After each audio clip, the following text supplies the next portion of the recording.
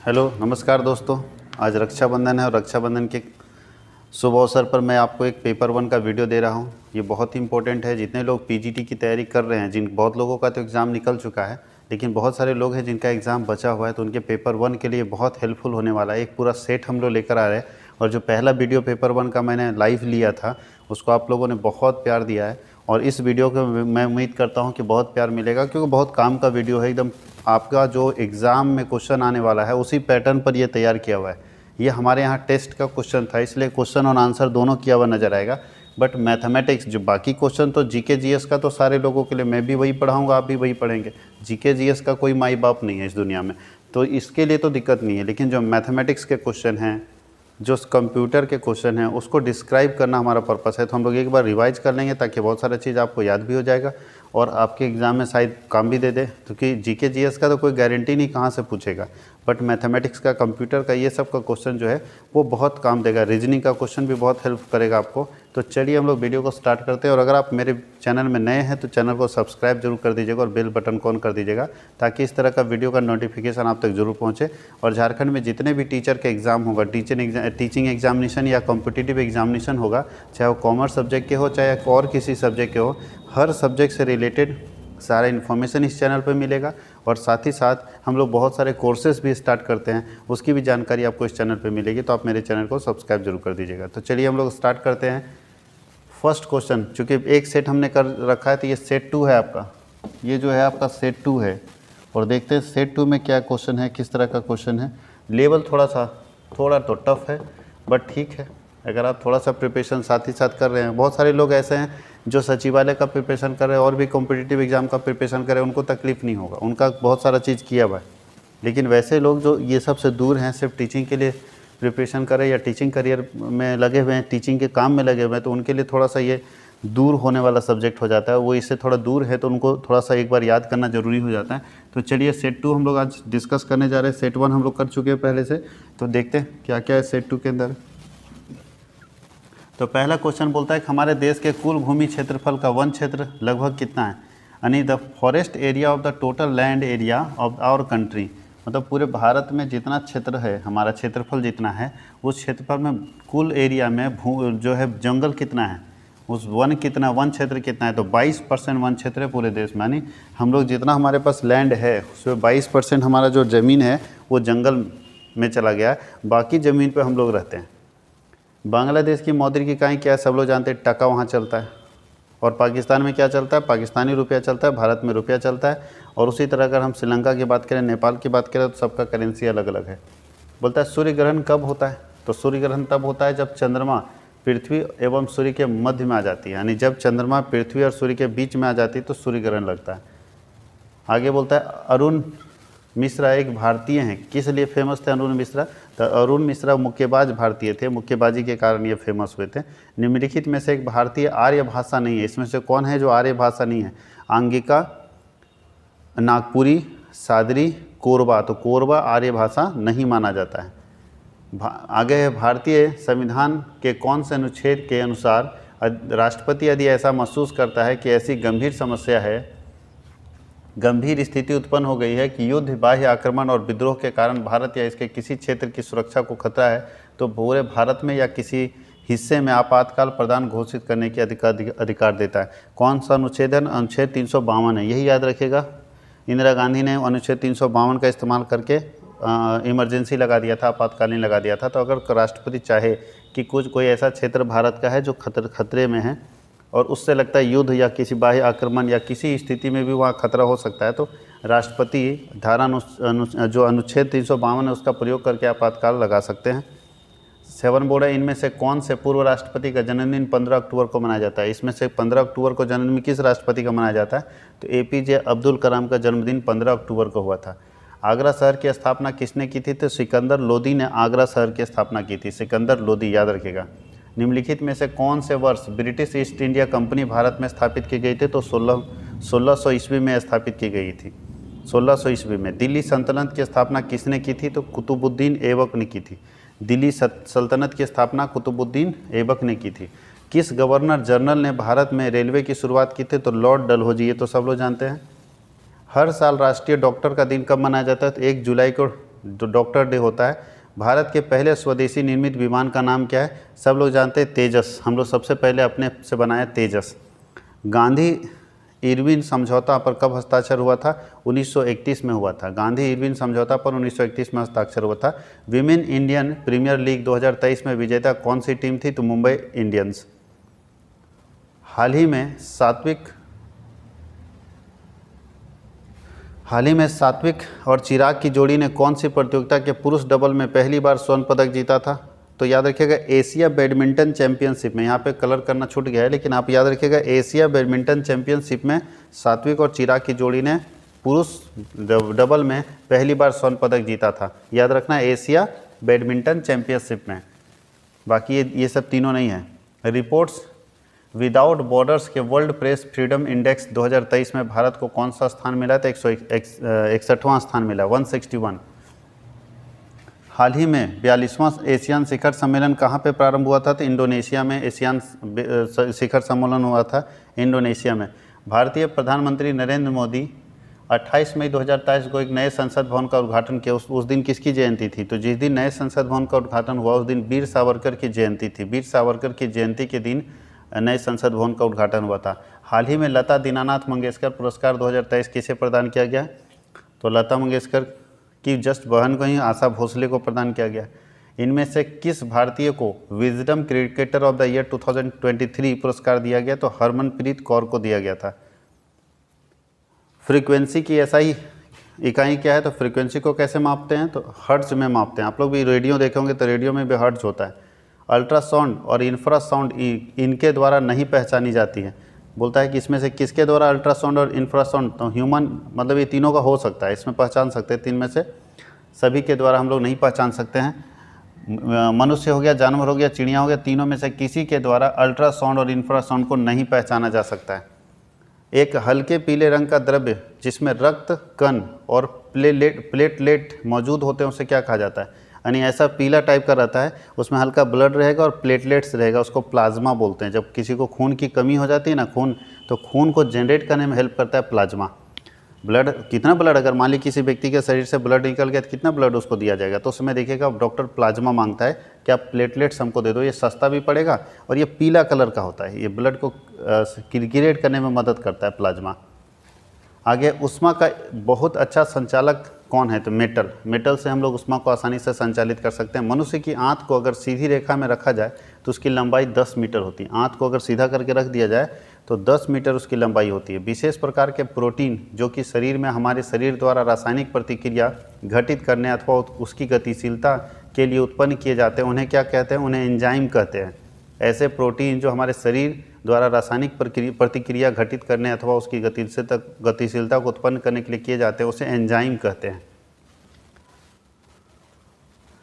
मानव कान कहाँ तक की आवाज़ सुन सकता है? तो 0 dB तक की आवाज़ सुन सकता है। वायुमंडल के सापेक्ष आर्द्रता को मापने वाले उपकरण को क्या कहा जाता है? तो हाइग्रोमीटर कहा जाता है या आर्द्रता मापी कहा जाता है।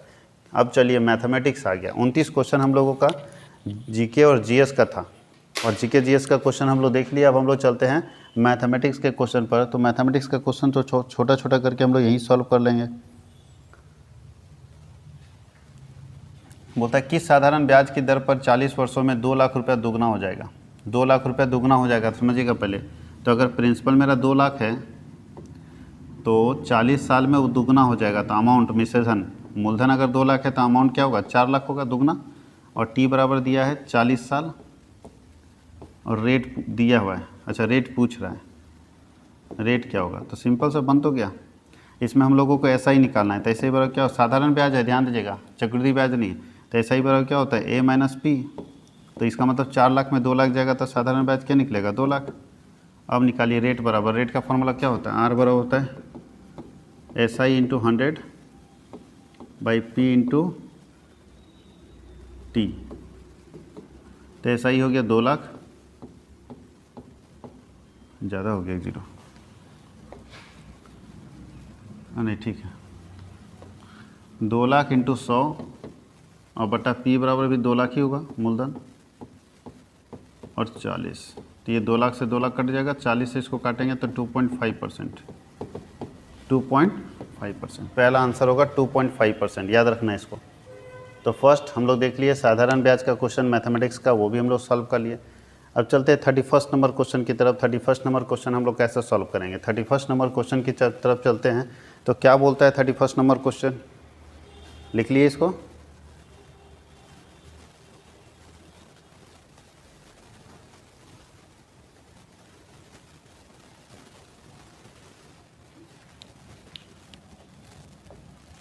चलते हैं 31 नंबर क्वेश्चन की तरफ, वीडियो को स्टॉप करके लिख लीजिएगा।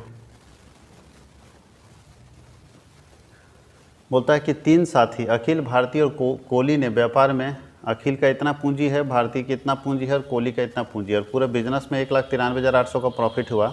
तो अगर पूंजी के हिसाब से ये लोग प्रॉफिट लेता है तो उस हिसाब से कोहली को कितना मिलेगा। तो पहले रेशियो बना लीजिए।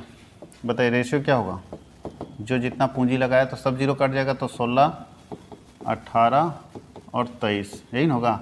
तो कोहली का कितना आएगा, तो टोटल बिजनेस का प्रॉफिट है 1,93,800, उसमें कोहली का हिस्सा ही ना होगा 23 बटा, रेशियो में क्या करते हैं तीनों को जोड़ देते हैं। तो ये हो गया टोटल 16 और 18, इसको अगर हम कर दें तो 16, 18 34 हो जाएगा। 34, 37, 47, 57, 57 से इसको काट दीजिए, काटने के बाद यही आएगा 78,200। आप इसको काट लीजिएगा तो आएगा 78,200। क्या किए हम लोग देखे पूरा प्रॉफिट कितना है 1,93,800, पूरा प्रॉफिट लिख लिए। रेशियो इसका पूंजी को काट के बना लिए, तो पूंजी में लिखिए समय 4 जीरो उड़ जाएगा ना, तो 4 जीरो उड़ जाएगा तो बचेगा 16, 18 और 23, ये तो कटने वाला है नहीं। तो फिर कोहली का पूछ रहा है तो 23 लिख दिया, तीनों को जोड़ दिए कि टोटल हिस्सा 57 है, 57 में कोहली को मिल रहा है 23 हिस्सा, तो निकाल दिए इतना इंटू 23 बटा 57, तो निकल जाएगा इसमें।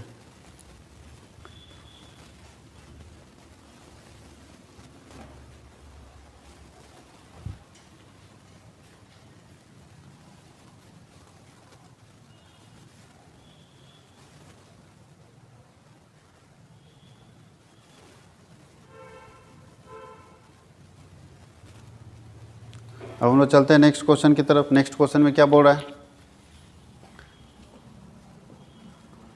नेक्स्ट क्वेश्चन में बोल रहा है कि 400 से 500 के बीच में न्यूनतम संख्या ज्ञात कीजिए। 400 से 500 के बीच में न्यूनतम संख्या निकालिए, जिसको कौन सी ऐसी संख्या है 400 से 500 के बीच में न्यूनतम संख्या। तो सब तो 400 से 500 के बीच में ही है, जो 9, 15 या 6 से भाग देने पर हर स्थिति में उसका शेष 3 बचे थे। ऐसे दिमाग मत लगाएगा, भाग दे के देख लीजिएगा।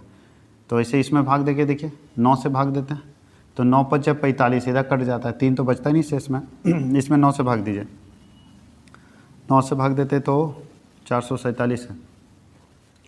9 चौके 36, 36 के बाद यहाँ कितना बच गया 8, 87, 9 9 81, नहीं बचेगा। यहाँ भी 6 बच जाता है, ये भी नहीं होगा।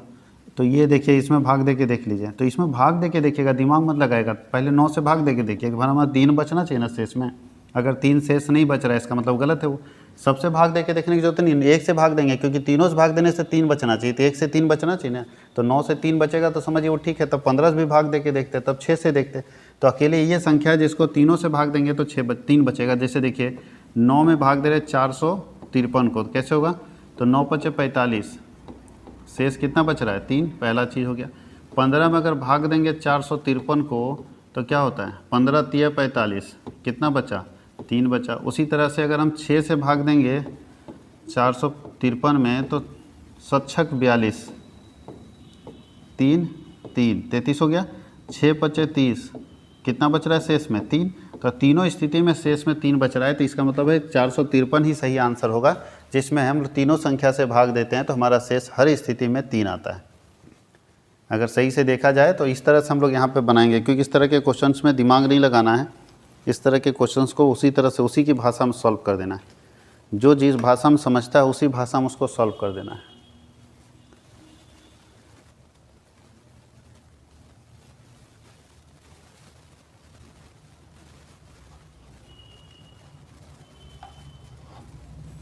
चलिए अब हम लोग थोड़ा सा आगे चलते हैं। अब एक क्वेश्चन यहाँ लिखा है कि एक n भुजाओं वाले बहुभुज के लिए आंतरिक कोणों का योग अगर 1440 है तो n का मान क्या हो सकता है।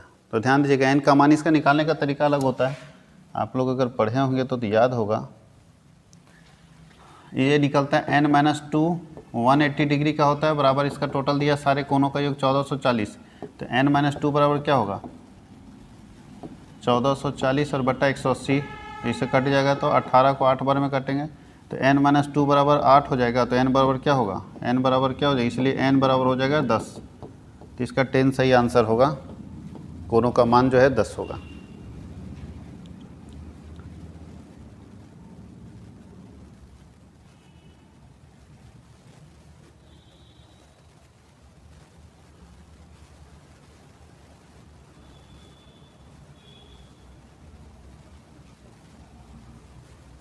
अब चलते हैं हम लोग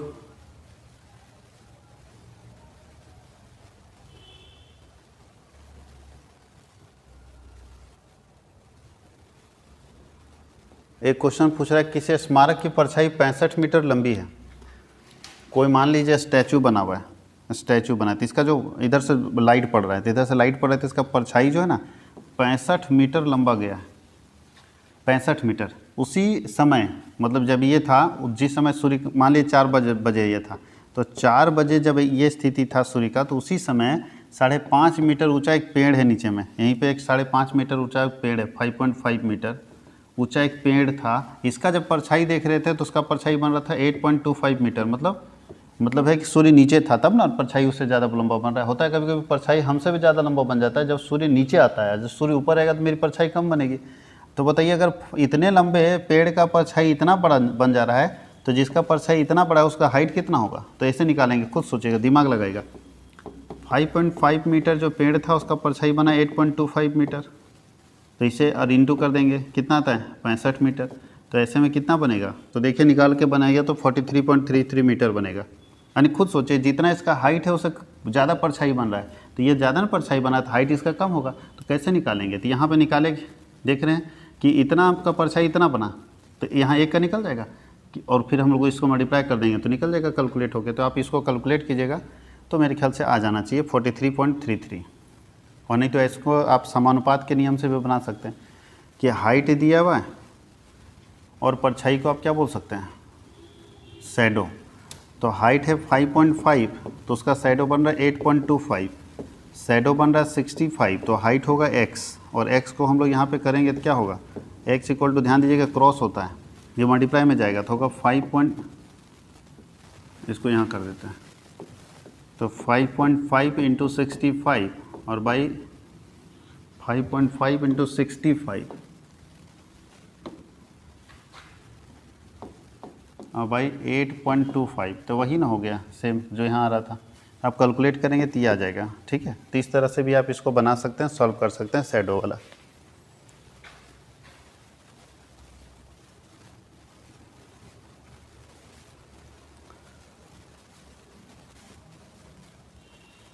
अब चलते हैं हम लोग 35 नंबर क्वेश्चन में। ध्यान रहे 35 नंबर क्वेश्चन मिस्टेक हो गया है, मिसप्रिंट हो गया है यहाँ पे टाइपिंग में, इसको हम सुधार देते हैं।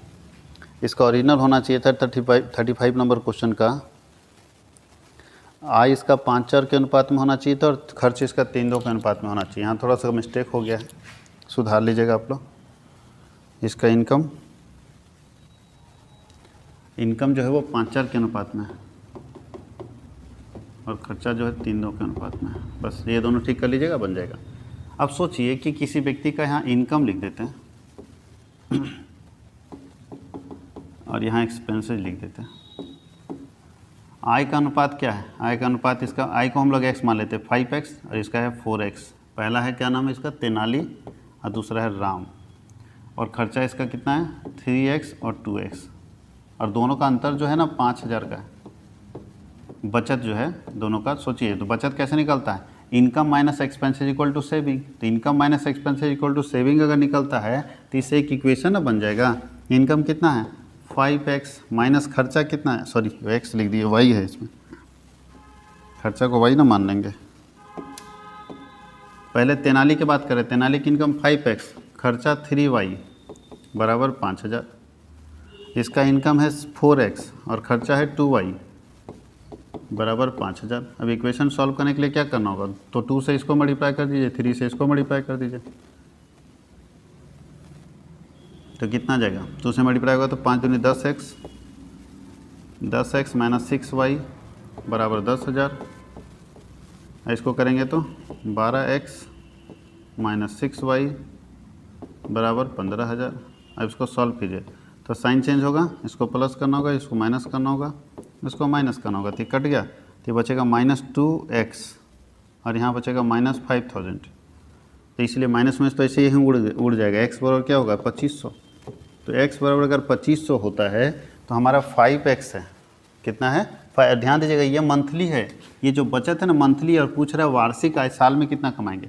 तो 2500 इसका है, तो फर्स्ट वाले का देख लेते हैं इनकम। तेनाली का इनकम हम लोगों को पूछ रहा है, तेनाली का कितना आएगा, तो तेनाली कितना कमाएगा सोचिए, 5x है, तो भाई 5 × 2500, तो 2500 × 5 करेंगे तो 12,500 महीने का कमा रहे हैं ना, तो साल का कमाई में 1200 गुना कर देंगे, तो 1,50,000 आप साल में कमाएंगे। 1,50,000 आप सालाना कमाएंगे। तेनाली का सालाना इनकम 1,50,000 होगा, जो कि आपके सामने दिया हुआ है।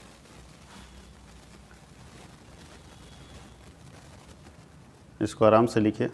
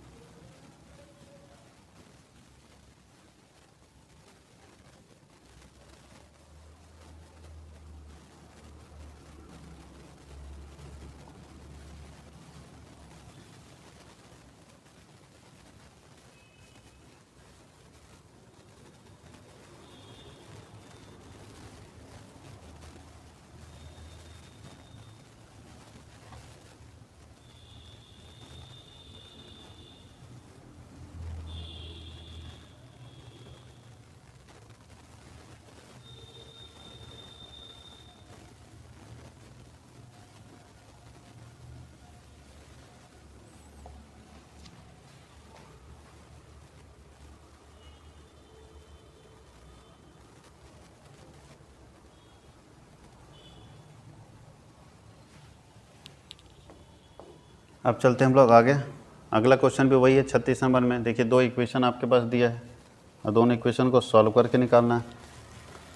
दोनों इक्वेशन को सॉल्व करके निकाल लेंगे, कैसे निकलेगा, तो पहला इक्वेशन है 4x + 5y बराबर 11 है, और दूसरा इक्वेशन, अच्छा पहला ये था, अच्छा दूसरा इक्वेशन है 2x + 7y बराबर 1 है। अब देखिए दोनों को तो बराबर करना पड़ेगा ना, तो इसको 2 से गुना कर देते हैं, इसको 4 से गुना कर देते हैं, इससे आसान पड़ेगा। x को बराबर कर रहे हैं, ठीक है, तो यहाँ कितना आएगा 8x आएगा प्लस 10y आएगा और बराबर 22 हो जाएगा। इसका भी 8x आएगा प्लस 7×28y आएगा और बराबर 4 आ जाएगा। अब इसका काटिए तो साइन यहाँ चेंज होगा, माइनस होगा, यहाँ पे माइनस होगा, यहाँ पे माइनस होगा, तो कट जाएगा। तो यहाँ पे कितना बचेगा, यहाँ पे बचेगा -28y में 10y जाएगा तो -18y बचेगा, और यहाँ पे कितना बचेगा, यहाँ भी 18 बचेगा, तो लेकिन प्लस में बचेगा, 22 में 4 घटेगा तो 18 प्लस में बचेगा, तो y बराबर क्या होगा -1 हो जाएगा। और y का वैल्यू किसी में पुट कर दीजिएगा, देखिए y का वैल्यू -1 आया, तो y का वैल्यू किसी में पुट कर दीजिएगा तो x बराबर 4 आ जाएगा।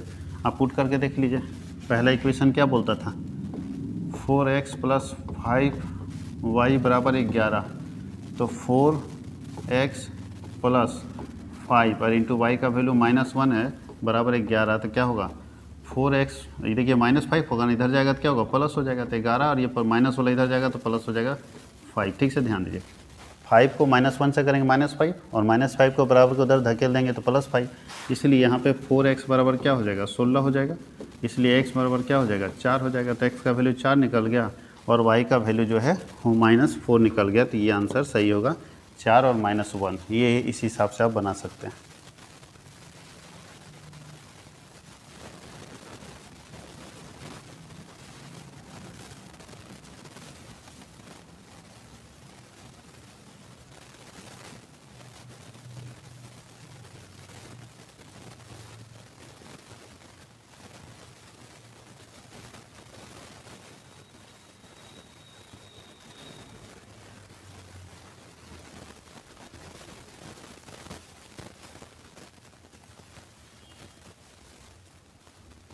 अब हम लोग 37 नंबर क्वेश्चन देखते हैं। 37 नंबर क्वेश्चन कैसे बनेगा,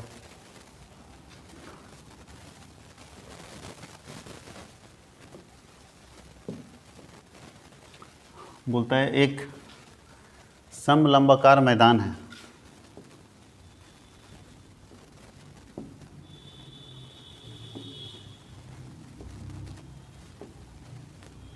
इस तरह का मैदान है। इसका एक भुजा का लंबाई है 26 सेंटीमीटर, इसका चौड़ाई लंबाई है 44 सेंटीमीटर। इसका पूरा एरिया दिया है। इसमें अगर हम 10 रुपये के हिसाब से कॉस्ट लगाते हैं ना तो 3500 रुपया खर्च होता है इसमें, इसको समतल करने में, बराबर करने में। तो पूछ रहे हैं इसका हाइट क्या होगा, यानी इसके बीच की दूरी कितनी होनी चाहिए। तो इसकी बीच की दूरी निकालने के लिए हम लोग एक फार्मूला पढ़े थे, 1/1/2 ये भुजा की लंबाई और ये भुजा की लंबाई, यानी 26 + 44 इंटू h बराबर कितना दिया है।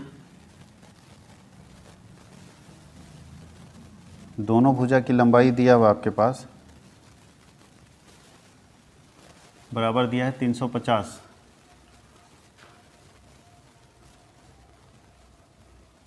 इसका भी क्वेश्चन में मिस्टेक है कुछ क्या, इसका भी क्वेश्चन में मिस्टेक है, 350 होना चाहिए।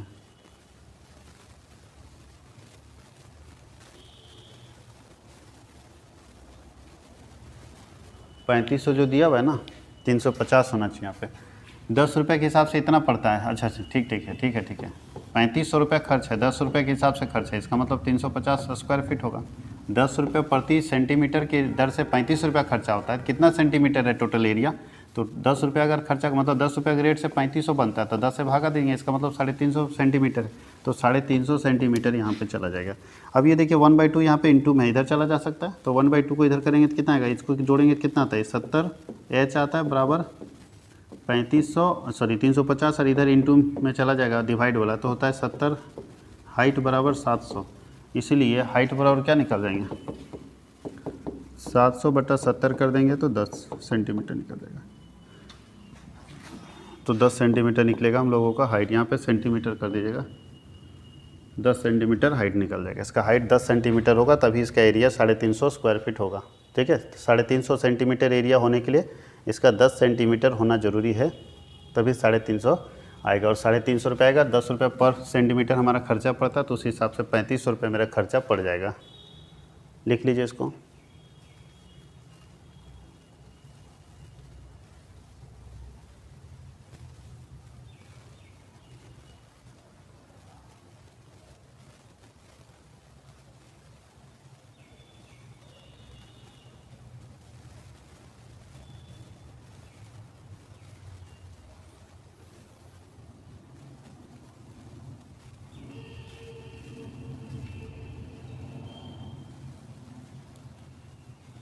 चलिए अब हम लोग आगे बढ़ते हैं।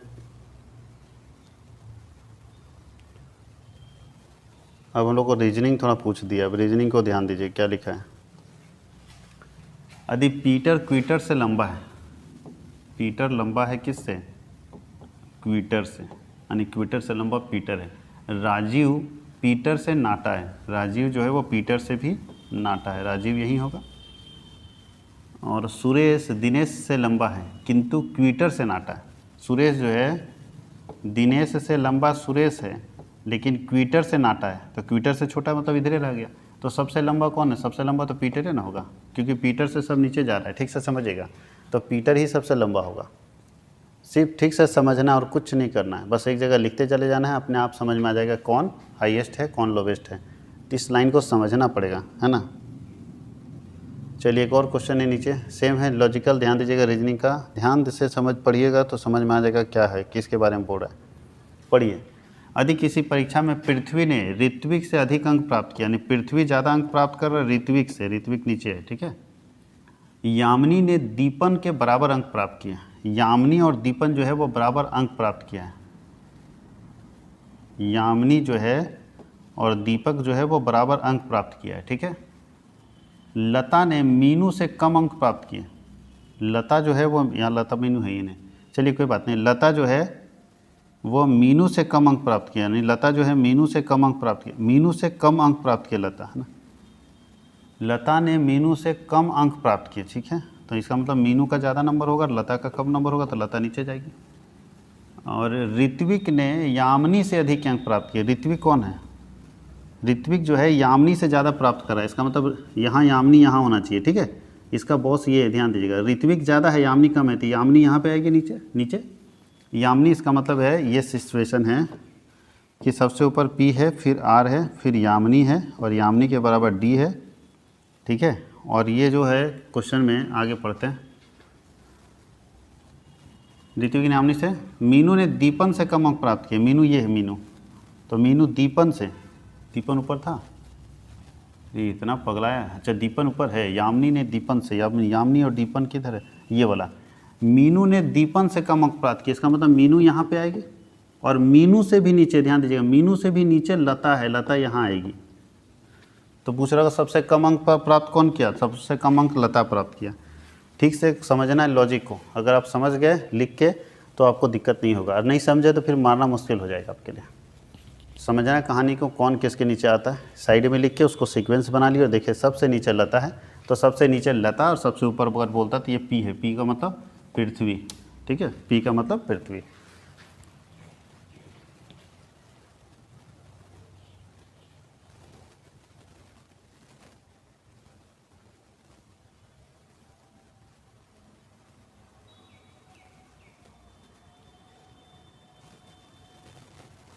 चलते हैं अब रीजनिंग में नेक्स्ट क्वेश्चन की तरफ। नेक्स्ट क्वेश्चन क्या लिखा है, ठीक से पढ़िए। ये दिया है ABCD लिख के, थोड़ा सा समझिएगा इसको, देखने के बाद हमको ये लग रहा है ना कि BSA, ठीक है, ARE ये लिखा हुआ है, इसका मतलब पहले समझिएगा उल्टा चल रहा था, ये माइनस है, ठीक है, ये माइनस जा रहा है, माइनस मतलब उल्टा, B के बाद A, सॉरी प्लस लिख दे रहे हैं।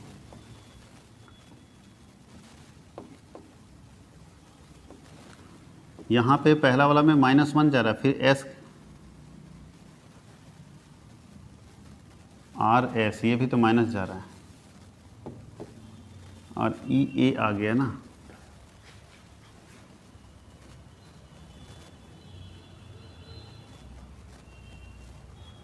B के बाद एक माइनस जा रहा है, तो M के बाद एक माइनस जाएगा, M के बाद, M के पहले क्या आता है, अगर यहाँ M है तो उसके पहले वाला ना दिख रहा है, B के पहले A आता है, तो M के पहले क्या आता है, M के बाद N आता है, तो M के पहले L आता है ना, LMNO, तो L आता है, उसके बाद यहाँ पर S के बाद R, RS उल्टा इसमें भी दिया है, तो P के पहले क्या आता है, P के पहले O आता है, उसके बाद यहाँ पे देखिए A के बाद E है, इसका मतलब यहाँ पे कितना है भाई, A के बाद अगर E है तो कितना चेंज हो रहा है, ABCDE, यानी A के बाद अगर E दिया है तो बीच में कितना चेंज हो रहा है, BCD 3 चेंज हो रहा है, तो +3 जा रहा है, तो इसका भी +3, T के बाद +3 जाएगा, +3, तो ठीक है, T के बाद क्या होगा, अगर हम लोग T की बात करते हैं तो TUVX, T के बाद 3 जाएगा अगर आगे तो X आ जाएगा, तो इसका मतलब LOX आना चाहिए इसका, तो सीक्वेंस को देखना पड़ेगा कि किस में जाएगा, TUVX।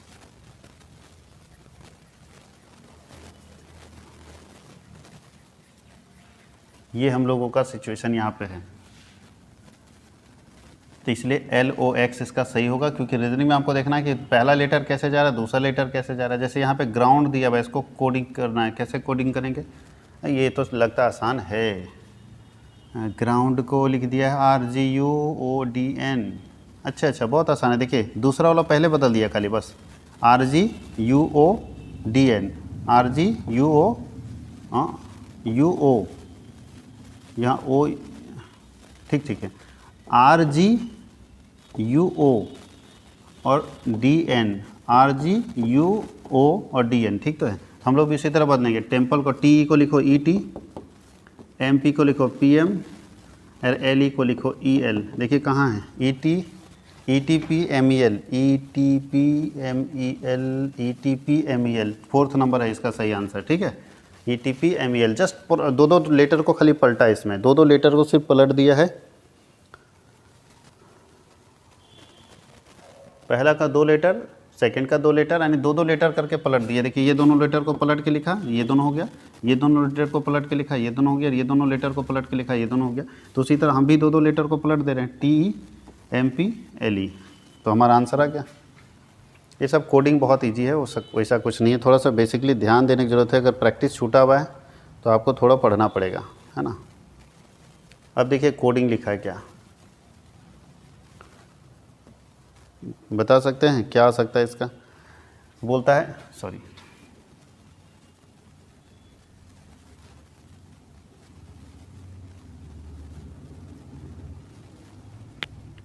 अधिक कल के तीसरे दिन शनिवार है। चलो लिख के देखो, Monday Tuesday Wednesday Thursday Friday Saturday Sunday. Sunday तो बातें नहीं है, तीसरे दिन शनिवार है, कल के तीसरे दिन, इसका मतलब यहाँ पे खड़े हैं हम लोग, ठीक है। इसके 1 2 तीसरा दिन शनिवार है, तो यही जिस दिन में हम खड़े हैं वेडनेसडे को खड़े हैं, तो वेडनेसडे को हम खड़े होकर बोल रहे हैं कि कल से तीसरे दिन शनिवार है, कल से तीसरे दिन, पहला दूसरा तीसरा दिन शनिवार है। तो कल से पहले दिन कौन होगा, तो कल से पहले दिन ट्यूसडे, ट्यूसडे मतलब मंगलवार होगा, मंगलवार देखो कल से पहला दिन कौन होगा, मंगलवार होगा। लिख के एकदम आराम से बैठ जाना, कोई दिक्कत नहीं, सब कुछ समझ में आ रहा है, लॉजिक सब समझ आ जाएगा। अगर अपने को कॉन्सेप्ट है तो आराम से समझ लेंगे हम लोग लॉजिक।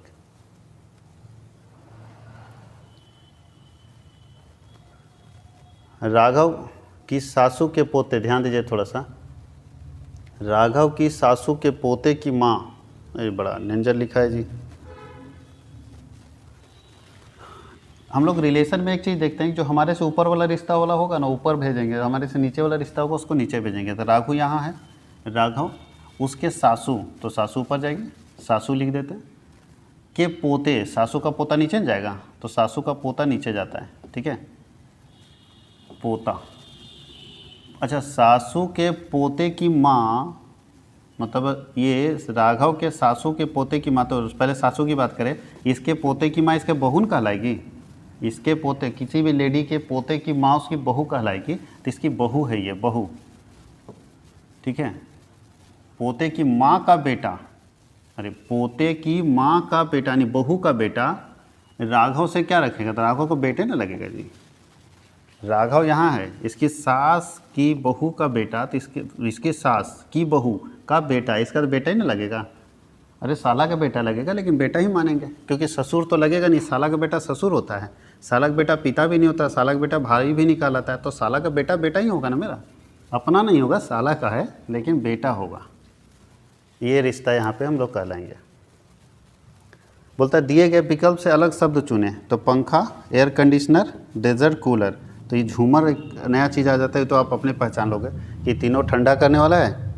अच्छा, हाशिए मार्जिन कितने प्रकार का होता है, तो 4 तरह का मार्जिन होता है। मार्जिन जब हम लोग कंप्यूटर में, याद रखिएगा, कंप्यूटर में मार्जिन चुनते हैं तो 4 तरह का मार्जिन कंप्यूटर में इस्तेमाल किया जाता है। बोला इस तरह का टाइप करना है आपको, ये टाइप करना है, तो इसको टाइप करने के लिए यानी ब्रैकेट में 3 टाइप करना है हमको, तो इसके लिए शॉर्टकट की क्या है, तो इसके शॉर्टकट की है अल्ट प्लस 0133, अल्ट प्लस 0133। इसको अगर हम टाइप करना चाहते हैं, ठीक है, याद रखिए मिडिल कोस्ट को, मिडिल कोस्ट बंद हो रहा है तो उसको हम टाइप करना चाहते हैं, तो उसके लिए शॉर्टकट की है अल्ट प्लस 0192, अल्ट प्लस 0192। बोलता है अगला में किसी कंप्यूटर सॉफ्टवेयर में चित्र के अनचाहे भागों को हटाने की प्रक्रिया को क्या कहते हैं। तो कोई पिक्चर है, फोटो है, अब हम चाहते हैं कि ये सब कॉर्नर हट जाए, बढ़िया से फोटो दिखे, तो इसको क्या बोलते हैं हटाने को, तो क्रॉपिंग बोलते हैं। तो हम लोग सब जानते हैं, मोबाइल में भी क्रॉप करते हैं हम लोग, फोटो के अनचाहे भाग को, जिसको हम नहीं चाहते हैं जिसको दिखाना, उसको हटाना चाहते हैं, तो उसको हम लोग क्रॉपिंग बोलते हैं। क्रॉप करके हम लोग फ़ोटो को साइड कर सकते हैं। चलिए, तो हम लोग फिर चलते हैं यहाँ 49 में। बोले निम्नलिखित में से ईमेल का सही प्रारूप कौन है। अगर ईमेल आईडी आप लोग जानते हैं सब बता देंगे कि सही प्रारूप कौन सा ईमेल लिखने का। तो ईमेल लिखने का सही प्रारूप ये हो ही नहीं सकता, क्योंकि 2 बार @ नहीं लगता।